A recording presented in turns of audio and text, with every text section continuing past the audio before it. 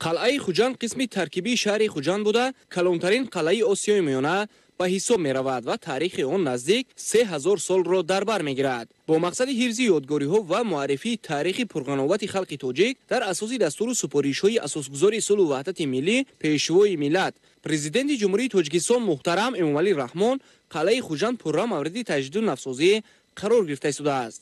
رئیس ولایت سوغ رجب‌بای احمدزاده ضمن بازدید از قلعه مذکور تاکید کرد بعد کارهای باستانشناسی و ارخئولوژی با نظرداشت محافظت ماهیت تاریخی قلعه به انجام رسانده شود. مورد به ذکر است که قلعه خوجند در عصرهای 6-5 تا میلاد بنیاد شده دارای سد خاکی و دیواری نسبتاً غفص با خشت خام ساخته شده میباشد.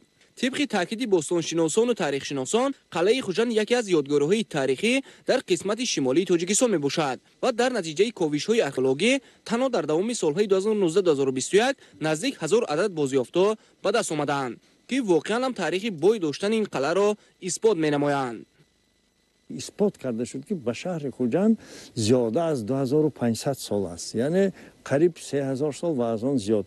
سبب در آن که انیق اون تصدیق نشده است کارهای تشخیصی برده ایستاده باستانشناسان ارخئولوژها دوام دارد.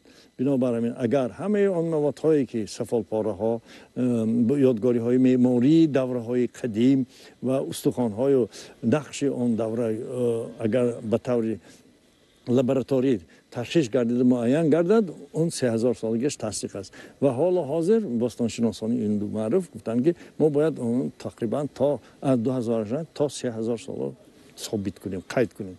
اون گفته های پرزیدنت کشورمان پیشوای ملت رو به نظر گرفته امروز مقامات اجرایی حاکمیت دولتی ولایت سوغ تحت رهبری رجب‌بای احمدزاده تصمیم گرفتند که این قلعه برقرار کرده شود. جهتی به جهانیان معرفی نمودن تاریخ بوی خلق تاجیک و جلب هرچی بیشتری سیاحان در این موضع بنا و انشاءات زیبا با عنصرهای ملی معماری بنیاد گردیده است. رئیس ولایت سوغ رجب‌بای احمدزاده اثنای بازی تاکید کرد که باید قلعه خوجند در آینده به یک مکان جالب تاریخی و سیاحی تبدیل داده شود. حدود قلعه خوجند از کهندیس، شهرستان و رباط عبارت است. با شرافت استقلالیت دولتی جمهوری تاجیکستان معرفی موضوعهای تاریخی به حکم عنعنه در آمده در قطار قبول آن سندهای معیاری حقوقی که از طرف حکومت جمهوری تاجیکستان و بیواسطه با دستگیری پیشوای ملت اساسگذار صلح و وحدت ملی محترم امامعلی رحمان عملی گشت ایستاده است. اینچنین یکی از ابیکت‌های جشنی که به استقبال 30 سالگی استقلالیت دولتی جمهوری تاجیکستان برای معرفی به جهانیان آماده گشت ایستاده است. این احیای از نوسازی قلعه خوجند به حساب می رود. مقصد از برقرار نمودن این ابیکت تاریخی، این معرفی تاریخ و فرهنگ خلق تاجیک، معرفی صنعت معماری، صنعت کنده‌کاری و طرز حیات خلق تاجیک در عصرهای میانه به حساب رفته. با این وسیله ما میتوانیم به جهانیان، به آن سیاحانی که از این مکان از ولایت سوغ از شهر خوجند دیدن میکنند معرفی تاریخ و فرهنگ خلق تاجیک را به راه مانیم. قلعه خوجند در عصرهای میانه یکی از قلعه‌های پراقتدار آسیای میانه به حساب میرفت. قلعه خوجند را همچون قرارگاه حاکم محلی استفاده می‌بردند. واقعا قلعه خوجند در دوره‌های گوناگون تاریخی به مکان محاربه‌های گوناگون تبدیل یافته است. شهر خوجند یکی از شهرهای قدیمی نه اینکه تاجیکستان است بلکه تمام شرق است.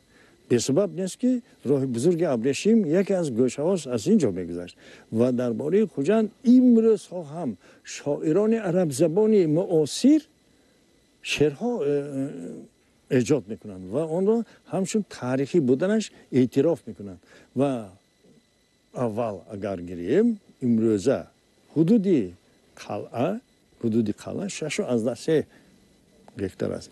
عموما تمام شهر رو دیوارش به نظر گیریم و اون 7 دروازه داشت که مگر اون زیاده از 20 گکتار بود. 20 گکتار مساحت رو در بر میگرفت. از این رو شهر که دروازه داشت و شهرها به سمت‌های گوناگونی راه تجارت وارد شدن جاری کرده شده بود. همه اون بازیافت‌هایی که قریب 1000 هست، من همین 2 سال آخر 2019 2020 در آثارخانه تاریخ ولایت سوغ آنها سپرده شده است. رئیس ولایت سوغ رجب‌بوی احمدزاده تاکید کرد که باید کارهای ساختمانی در این موضع با صفت بلند و در مهلت‌های معین شده به انجام رسانده شود. زیرا سال جاری در تاجیکستان عزیزمان 30مین سالگرد استقلال دولتی با شکوه و شهامت خاصه تجلیل می‌گردد. البته نوسازی قلعه خوجند پیش از همه اگر در سمت حفظ یادگاری‌های تاریخی مساعدت نماید، از جانب دیگر برای جلب شماره زیادی سیاحان به مرکز ولایت سوغ شهر خوجند زمینه واقعی می‌گذارد.